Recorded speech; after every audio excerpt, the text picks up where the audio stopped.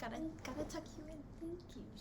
Bring it forward. I can do that. Tilt it down. What, you don't want to see the double chin? No. Not really. Okay. Hi, guys. Welcome Hi. to Fun and Friends. Fun and Friends. Welcome, friends. So this is our second time recording because, again, my computer froze while we were trying to record. So It went derp. It had a derp It moment. had another derp moment. We're finding that using my computer tends to be a problem. Even though it's a new model. It's like brand new. I don't It's know a why. brand new laptop. Yeah. It's like, what, 2 months old? Yeah, it's not that old. And using her computer, we never Like have issues. 11 years old. So, I don't know. Whatever. So, we're trying my husband's laptop right now. We're going to see how it Because goes. I forgot mine. Yeah, we'll just see how it goes. So, take two. And go. We had someone comment about where's chapter 7 and 8. We didn't get to record. Because she decided to leave me and go on vacation. Her boyfriend brought her on a surprise trip. So we didn't get to plan accordingly because It was last minute. it was very like, I'm in Vegas. And I'm Yeah. like, oh, cool. By the way, just so you By know, the way. we went to Vegas. He took me to Vegas. It was really fun. It was pretty dead. There wasn't a lot of people there, so I felt very safe Yeah. going there. A lot of the taxi drivers were complaining that they're not getting enough business to support their families because there's not a lot of people going there for obvious reasons. And I think last time we talked about the fact that there were like literally mask stations like everywhere. Like they give you out free masks, which is like Mm-hmm. safer than San Diego. Like that's not a thing here Yeah. in San Diego. San Diego's like, well, you better have a mask. Oh, you don't have one? Or you don't go out. Oh, you don't have one? Well, that's too bad for you. Go home and go get one. Exactly. So they had little stations in the front of every doorway of every hotel of like masks, like pre-packaged, individual packagely wrapped surgical masks and hand sanitizer stations, and then they have those hand sanitizer stations and the mask stations throughout the whole casino and like at the stores. Yeah. And the like security guards would make sure that you had your mask on and over your nose or you were thrown out. Like it wasn't a we'll talk about this. It's then if you have a problem you need to leave because it's just very strict. And they also have, I didn't mention this earlier, but they also have thermal scans of your temperature. Yeah, I think they have that at SeaWorld when you too. walk through Yeah. every doorway. So I felt pretty safe. It got crowded over the weekend at night in like the main casinos on the strip, like Planet Hollywood, Caesar's Palace, all that was pretty crowded, and like a lot of people didn't have their mask on, but a lot of security guards were also going after the people, like you need to put it on, and if you say no, guess what, you're gonna go out. You go outside. So anyway, back to what we were talking about. It was good. I liked it. I was she- safe. But she was gone, so we didn't have an episode. And then she also quarantined for a little bit just to make sure, because I don't want to get sick.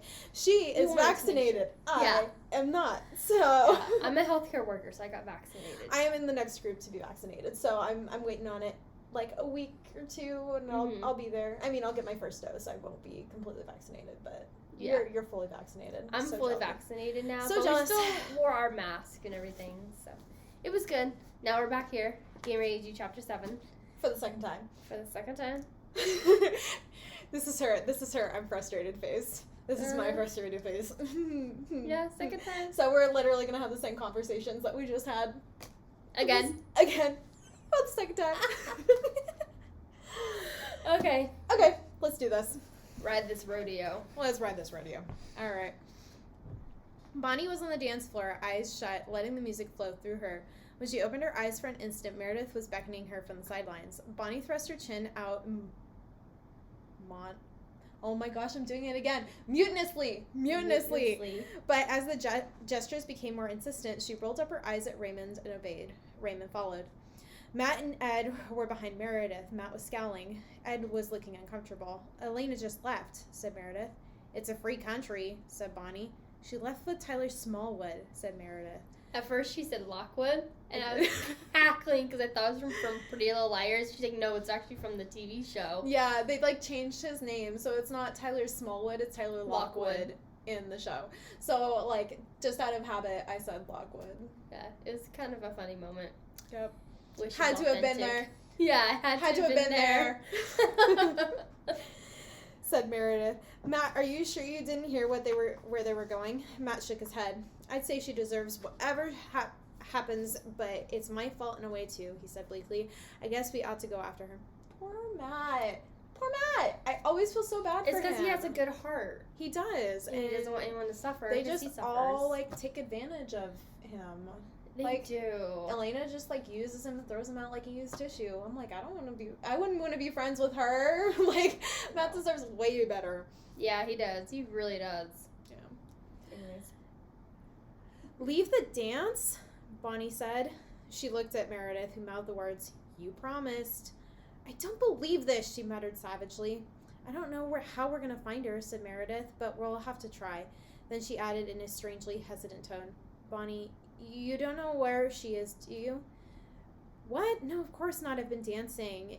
You've heard of that, haven't you? That's what you go to a dance for? You and Ray stay here, Matt said to Ed. If she comes back, tell her we're out looking. And if we're going, we'd better go now, Bonnie put in ungraciously. She turned and promptly ran into a dark blazer. Well, excuse me, she snapped, looking up and seeing Steph and Salvatore. He said nothing as she and Meredith and Matt headed for the door, leaving an unhappy-looking Raymond and Ed behind. Poor Bonnie, leaving her date. Yep. And, like, that's, like, music and dancing when you're such an empath or even have, like, psychic abilities is so beneficial because you're able to shut off. So she really needed that. I think I was just feeling bad that she had to leave her date because Elena's being a selfish B word. Yeah. I'm not sure how many kids are on this channel, so we're gonna try and keep it a little bit PG, but a little bit. The stars were well, not at the end of the chapter. The end of this chapter.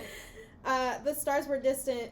No spoilers or anything, but the stars were distant and ice bright in the cloudless sky. Elena felt just like them. Part of her was laughing and shouting at Dick and Vicky and Tyler over the roar of the wind, but part of her was watching from far away.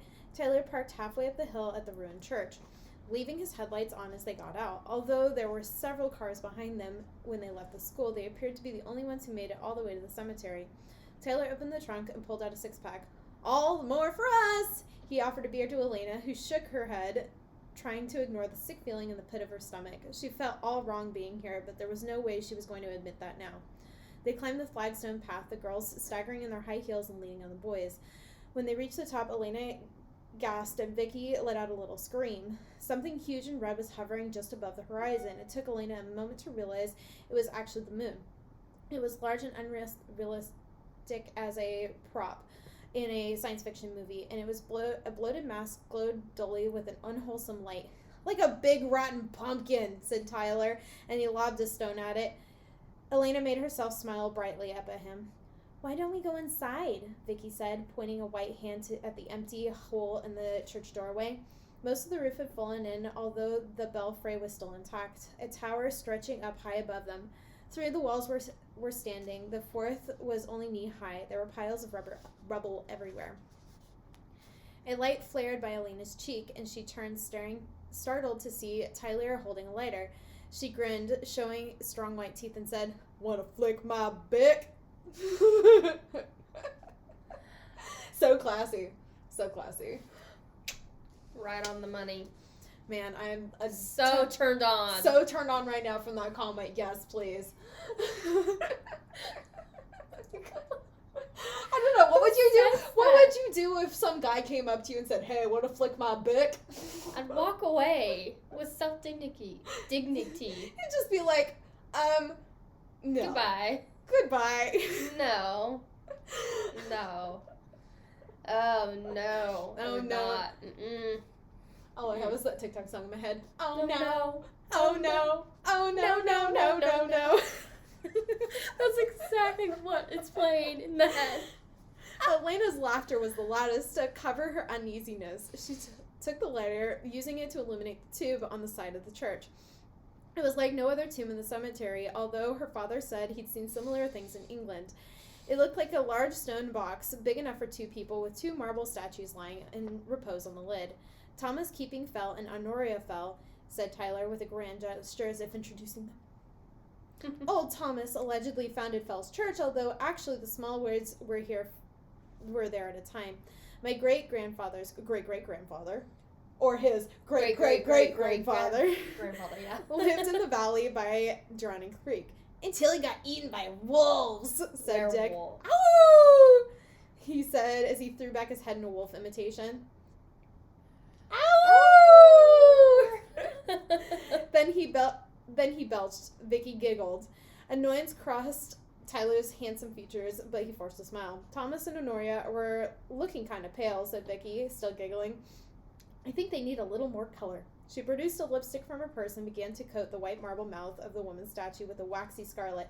Elena felt a sick twinge as a child. She'd always been awed by the pale lady and the grave man who lay their eyes closed, hands folded on their breasts. And after her parents died, she thought of them lying side by side like this down in the cemetery. But she held the lighter while the other girl put a lipstick mustache and a clown's nose on Thomas Fell. Tyler was watching them. Hey, they're all dressed up with no place to go. He put his hands on the edge of the stone lid and leaned on it, trying to shift it sideways. That's so disrespectful. It's super disrespectful. And I'm like, all I can think of is how, like, Elena must be feeling, like, with her parents passed away. Mm-hmm. Like, like, if somebody was doing that to her parents' grave. It's very personal. Yeah. I don't know. I feel like she should have, like, said something. Mm-hmm. But, yeah, they're also teenagers. They're also teenagers, and also, like... She didn't want to... That was the ride, and, yeah. Mm-hmm. Anyway... What do you say, Dick? Want to give them a night on the town, or maybe right in the center of town? No, thought Elena, appalled as Dick gawked, and Vicky shrieked with laughter. But Dick was already beside Tyler, getting braced and ready on the heels of his hands, with his hands on the stone lid. On 3, said Tyler, and counted. 1, 2, 3. Elena's eyes were fixed on the horrible clown-like face of Thomas Fell as the boys strained forward and grunted, muscles bunching under the cloth. They didn't budge the lid an inch. Damn thing must be attached somehow, said Tyler, angrily turning away. Elena felt weak with relief. Trying to seem casual, she leaned against the stone lid of the tomb for support, and that's when it happened. She heard the grinding of stone and felt the lid shift under her left hand all at once. It was moving away from her, making her lose her balance. The lighter went flying, and she screamed and screamed again, trying to keep her feet. She was falling into the open tomb, and an icy wind roared all around her. Screams rang in her ears. And then she was outside, and the moonlight was bright enough that she could see the others. Tyler had a hold of her. She stared around at her wildly. Are you crazy? What happened? Tyler said, shaking her. It moved. The lid moved. It slid open, and I don't know, I just fell in. It was so cold. The boys were laughing. Poor baby's got the jitters, Tyler said. Come on, Dickie boy, let's go check it out. Tyler, no. But they went inside anyway. Vicky hung in the doorway, watching while Elena shivered. Presently, Tyler beckoned her to the door. Look, he said. When she reluctantly stepped back inside, he'd retrieved the lighter, and he held it above Thomas Fell's marble chest. It still fits, snug as a bug in a rug, see? Elena stared down at the perfect alignment of the lid in the tomb. It did move. I nearly fell into it. Sure, whatever you say, baby. Tyler wrapped his arms around her, clasping her to him backwards. She looked over to see Dick and Vicky in much the same position, except that Vicky's eyes were shut, looking as if she enjoyed it. Tyler rubbed his strong chin over her hair. I'd like to go back to the dance now, she said flatly. There was a pause in the rubbing. Then Tyler sighed and said, Sure, baby. He looked at Dick and Vicky. What about you two? Dick grinned. We'll stay here for a while. Vicky giggled, her eyes shut. Okay. Elena wondered how they were going to get back, but she allowed Tyler to lead her out. Once outside, however, he paused. I can't let you go back without one look at my grandfather's headstone, he said. Aw, come on, Elena, he said, as she started to protest. Don't hurt my feelings. You've got to see it. It's the family's pride and joy. Elena made herself smile, although her stomach felt like ice. Maybe if she humored him, he would get out of here. All right, she said, and started towards the cemetery. No, not that way, this way. And the next moment, he was leading her down an old graveyard. It's okay, honest. It's not far off the path. Look, there, you see? He pointed to something that shone in the moonlight. Elena gasped, muscles tightening around her heart. It looked like a person standing there, a giant with a round, hairless head. She didn't like being there at all, among the worn, leaning granite stones of the centuries past. The bright moonlight cast strange shadows, and there were pools of impenetrable darkness everywhere. "It's just the ball on top. Nothing to be scared of," said Tyler, pulling her with him off the path and up to the shining headstone. It was made of red marble, and the huge ball that surmounted it reminded her of a bloated moon on the horizon. I was just thinking about that. It looks like a bloated moon on the headstone. Some foreshadowing there. Just thinking about it. Now the same moon showed down on them, as white as Thomas Fell's white hands. Elena couldn't contain her shivering. "Poor baby, she's cold." Why does this just give me like a bad taste in my mouth? Well, him just calling her baby. Baby. Shut up. Well, I mean, he's obviously like drunk. Like Yeah. he's super drunk. He's very intoxicated. Yeah. But I don't like it. I don't like it either. "Poor baby, she's cold, gotta get her warmed up," said Tyler. Elena tried to push him away, but he was too strong, wrapping her in his arms, pulling her against him. "Tyler, I want to go right now." "Sure, baby, we'll go," he said, "but we've got to get you warmed up first. Gosh, you're so cold." "Tyler, stop," she said. His arms around her had merely been annoying, restricting, but now the sense of shock as she felt his hands on her body groping for bare skin. Never in her life had Elena been in a situation like this, far away from any help. She aimed a spiked heel for his patent leather instrap, but he evaded her. "Tyler, take your hands off of me." "Come on, Elena, don't be like this. I just want to warm you up all over." "Tyler, let go," she choked out. She tried to wrench herself free from him. Tyler stumbled, and then his full weight was on her, crushing her into a tangle of ivy and weeds on the ground. Elena spoke desperately. "I'll kill you, Tyler. I mean it. Get off of me." Tyler tried to roll off, giggling suddenly, his limbs heavy and uncoordinated, almost useless. "Aw, come on, Elena. Don't be mad. I was just trying to warm you up." Elena, the ice princess, warming up. "You're getting warm now, aren't you?" Then Elena felt his mouth hot and wet on her face. She was pinned down beneath him, and his sloppy kisses were moving down her throat. She heard cloth tear. "Oops," Tyler mumbled. "Sorry about that." Elena twisted her head, and her mouth met Tyler's hand, clumsily caressing her cheek. She bit it, sinking her teeth into his fleshy palm. She bit hard, tasting blood, hearing Tyler's agonizing yowl. The hand jerked away. "Hey, I said I was sorry."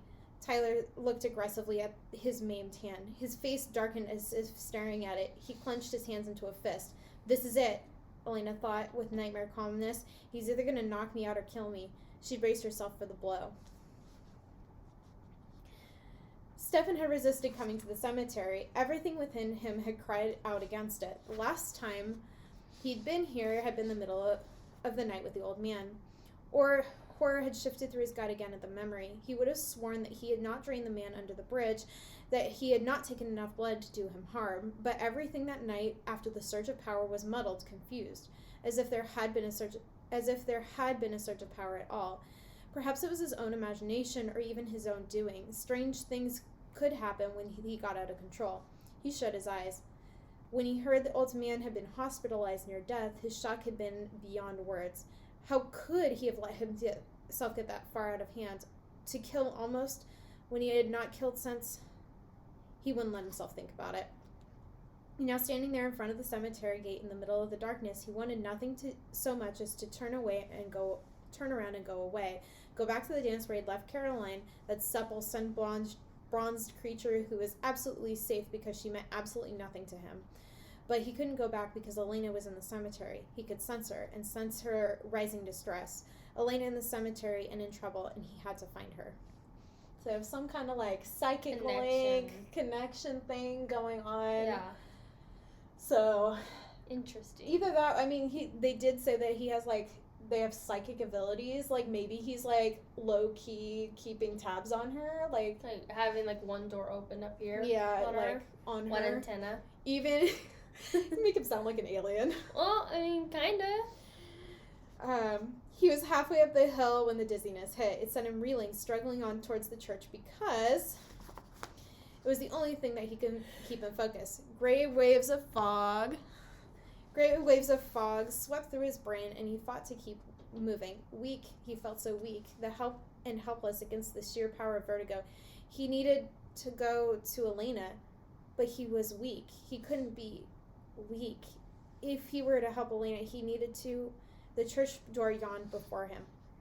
Elena saw the moon over Tyler's left shoulder. It was strangely fitting that would be the last thing she ever saw, she thought. The scream had caught in her throat, choked off by fear, and then something picked Tyler up and threw him against the grandfather's headstone. That was what it looked like to Elena. She rolled into the side, grasping one hand, clutching her torn dress, and the other groping for a weapon. She didn't need one. Something moved in the darkness, and she saw the person who had plucked Tyler off of her, Stefan Salvatore. But it was Stefan she'd never seen before. The fine-featured face that was white and cold with fury, and there was a killing light behind those green eyes. Without even moving, Stefan emanated such anger and menace that Elena found herself more frightened of him than she had ever been of Tyler. "When I first met you, I thought you'd never learn any manners," said Stefan. His voice was soft and cold and light, and somehow it made Elena dizzy. She couldn't take her eyes off him as he moved around, toward Tyler, who was shaking his head dizzily and starting to get up. Stefan moved like a dancer, every movement easy and precisely controlled. "But I had no idea that your character was quite so underdeveloped." He hit Tyler. The larger boy had been reaching out one beefy hand, and Stefan hit him almost neglectfully on the side of the face before the hand had made contact. Tyler flew against another headstone. He scrambled up and stood panting, his eyes showing white. Elena saw a trickle of blood from his nose. Then he charged. "A gentleman doesn't force his company on anyone," said Stefan, and knocked him aside. Tyler went sprawling again, face down in the weeds and briars. This time he was slower getting up. The blood flowed from both nostrils and from his mouth. He was blowing like a frightened horse as he threw himself at Stefan. Stefan grabbed the front of Tyler's jacket, whirling them both, and then absorbing the impact of the murderous rash.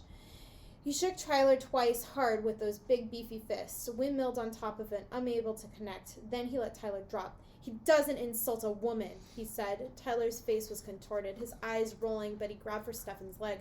Stefan jerked him to his feet and shook him again, and Tyler went limp as a rag doll, his eyes rolling up. Stefan went on speaking, holding the heavy body upright and punctuating every word with a bone-wrenching shake. "And above all, he doesn't hurt her." "Stefan!" Elena cried. Tyler's head was snapping back and forth with every shake. She was frightened of what she was seeing, frightened of what Stefan would do, and frightened above all else of Stefan's voice, that cold voice that was like a rapier dancing, beautiful and deadly and utterly merciless. "Stefan, stop!" His head jerked towards her, startled as if he had forgotten her presence. For a moment he looked at her without recognition, his eyes black in the moonlight, and she thought of some predator, some great bird or sleek carnivore, incapable of human emotion. Then understanding came from his face, and some of the darkness faded from his gaze. He looked down at Tyler's lolling head and set him gently on the red marble tombstone. Tyler's knees buckled, and he slid down the face of it, but to Elena's relief his eyes opened, or at least the left one did. The right was swelling shut. "He'll be all right," said Stefan emptily. As her fear ebbed, Elena felt empty herself. "Shock," she thought. "I'm in shock. I'll probably start screaming hysterically at any minute now." "Is there someone to take you home?" said Stefan, still in that chillingly deadened voice. Elena thought of Dick and Vicky doing God knew what beside Thomas Fell's statue. "No," she said. Her mind was beginning to work again, to take notice of things around her. The violet dress was ripped all the way down the front. It was ruined. Mechanically, she pulled it up together over her slip. "I'll drive you," said Stefan. Even through the numbness, Elena felt a quick thrill of fear. She looked at him, a strange, elegant figure among the tombstones, his face pale in the moonlight. He had never looked so beautiful to her before, but that beauty was almost alien. Alien. We were just talking about that. Yeah. Not just foreign, but inhuman, because no human could project that aura of power or distance. "Thank you. That would be very kind," she said slowly. There was nothing else to do. They left Tyler painfully getting to his feet by his ancestor's tomb. Elena felt another chill as they reached the path, and Stefan turned towards Wickery Bridge. "I left the car at the boarding house," he said. This is the fastest way for us to get back. Is this the way you came? No, I didn't go across the bridge, but it'll be safe.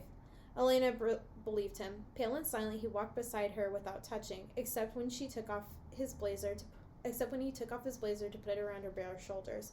She felt oddly sure he would kill anything that tried to get her. Rickory Bridge was white in the moonlight, and under it the icy waters swirled over ancient rocks. The whole world was still and beautiful and cold as they walked through the oak trees to the narrow country road. They passed fences, pastures, and dark fields until they reached a long, winding drive. The boarding house was a vast building of rust red brick made from native clay, and it was flanked with golden age cedars and maples. All but one of the windows were dark. Stefan unlocked one of the double doors, and they stepped into the hallway with a flight of stairs directly in front of them. The banister, like the doors, was natural, light oak, so polished that it seemed to glow. They went up the stairs to the second-story landing that was poorly lit. To Elena's surprise, Stefan led her to one of the bedrooms and opened it, which looked like a closet door. Through it, they could see a very steep, very narrow stairway. It was a strange place, she thought, this hidden stairway, buried deep within the heart of a house where no sound from outside could penetrate. She reached the top of the stairs, stepped into a large room made up of the whole third story of the house. It was almost as dimly lit as the stairway, but Elena could see the stained wood floor and the exposed beams in the slanted ceiling. There were tall windows on all sides and many trunks scattered among a few pieces of massive furniture. She realized he was watching her. Is there a bathroom where I... He nodded towards the door. She took off the blazer, held it towards him. Without looking at him, she went inside. Boom. Boom. Done. Second read. At least we didn't do the discussion on the first one yet, so... This will all be original. Authentic and original.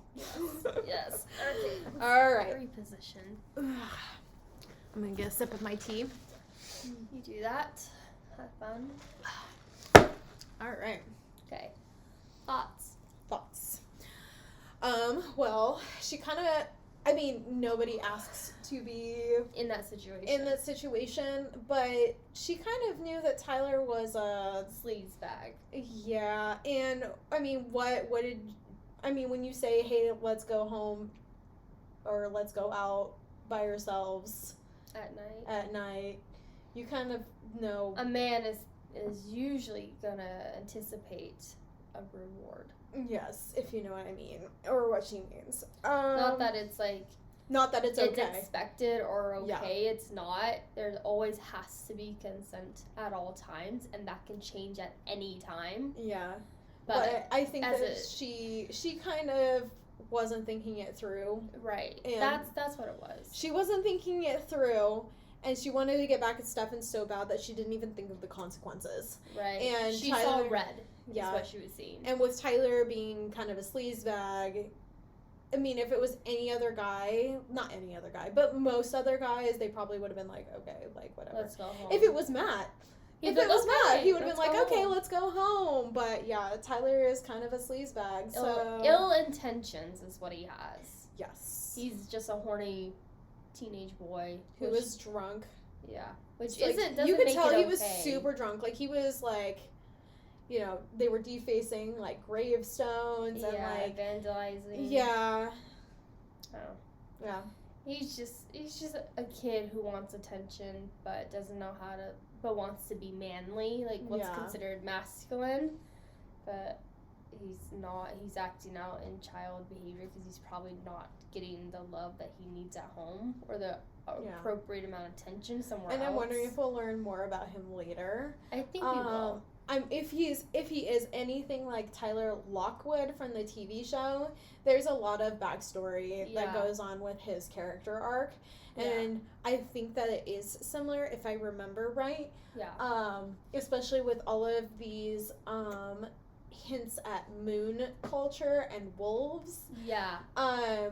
Not to spoil anything if you haven't seen the TV show, but there's a lot of correlations to possible werewolf history lore in the family for him, because there was a lot of relevance to full moons, moon, blood moon. Yeah, and he has like a moon-looking thing on his great-great-great-grandfather's gravestone. And his grandfather was killed by wolves and all that, so that could be a foreshadow for werewolves to come. Yes. Which they fascinate me and terrify me at the same time. So but I remember the longest time, even in high school, you thought werewolves were real. It was so funny. Yeah, I mean, anything's possible out here in this world. Anything is possible. There's a sea unicorn. So why can't there be There's a sea unicorn? Is that a thing? The narwhal. Oh, okay. I was like, I'm thinking of like a seahorse with like a giant horn and it's like really big. I was like, no, what? So like, what's to say that there couldn't be a possibility of a realm like that? Okay. I learned today that there's like an ocean planet, like that's completely water, and it's like 400 something degrees, but because of their atmosphere, the water doesn't actually boil. And I'm like, what? And they were like talking about, because it's so many light years away, that it could potentially have like a bunch of like sea life like under the water. So I was like, oh, that is really cool. Yeah. Keep it there. We'll make. I'm kind of like against the whole like contacting aliens thing. We're doing good. Are we doing this good? This is true. Have you seen that TikTok about the like intergalactic senate where it's like, okay, at least you're not fighting over resources. Oh, you are. Okay. What about a high-speed train that goes all the way around the country? Oh, no. Okay. That's how I feel about that. Yeah. Like, okay. Yeah. Let's not add aliens into the mix. Aliens to that. Sea aliens. Please. Well, hey, if they can't leave the water, then we already have something going for us. Right? Unless they have like a whole underwater civilization. What if they have to Atlantis type of thing? What if they have to wear like water suits to get like, you know how we have to wear like scuba diving equipment? What if they have to wear like air diving equipment? You know, like, hey, I want to go up in the air. I need to go wear my suit. They could, because they could have gills. Yeah. To breathe under the water. You know what that reminds me of? Like Sandy Plankton. Yeah, a little bit. A little bit from SpongeBob. Yeah. Yeah. Kind of reminds you of that. That's anyway, okay. Back to the story. Got off on this whole like tangent thing. Aliens. Let's see here. So Stefan and Elena are finally like actually kind of talking. Mm-hmm. And he came to her rescue. He did. And he also mentioned that he has no feelings for Caroline. Like, he likes the way she looks. Like, he's, like, saying, like, her sun bronze, perfect body. But he's like, I have no emotion. Rather than that, it's very superficial. Yeah. So, at least there is that going for them. Uh-huh. I wonder how he's going to react towards Elena from now on. Yeah. Like, once the sun comes up again or whatever, and he's not so mysterious and angry and weak. I wonder how he's going to treat her and talk to her. Well, and I'm also wondering, because they said that he has this weird secret room where he lives, and I'm wondering if Elena is going to try and investigate more. Like, I think she would. If he's gonna like shut her out again once they go to school, and she's gonna continue to investigate because she's like, okay, I watch you like pull off a full-grown man off my body, and then you have this like weird mysterious room in your house. What's going on in there? Some Ted Bundy shit. Yep. I mean, that's probably what she's thinking at this point. And he's like super cold hearted, like she's like, that voice like scares me, like yet he's like gorgeous. Attractive. Yeah, she's like, you gorgeous, but your voice is like, oh really scary. God. Just like Ted Bundy. Yeah. Yikes. Yeah. Is Stefan Salvatore Ted Bundy reincarnated? Or they live forever, right? They do, so maybe Stefan fell off the wagon for a little bit, you know? Could have. Anywho, any last minute comments before we end it for the day? I just wonder how Caroline's gonna be towards Elena. Well, I mean, she already doesn't like Elena. I know that they're like frenemies, but I'm curious to see the progression of like their characters and their relationship that they have. I just want to understand why she made this super big switch from being like apparently they were super close, and Yeah. like one of Elena's clicks, to being, Not. I freaking hate you. I want everything that you have. And better. And better. Yeah. Because the only thing that I can think of is, well, Elena was in France. And that was it. Mm-hmm. Maybe she got a that's all we know. little taste of power and was like on a power trip. She could have been. Yeah. But I feel like we need a little more clarification on that. We do.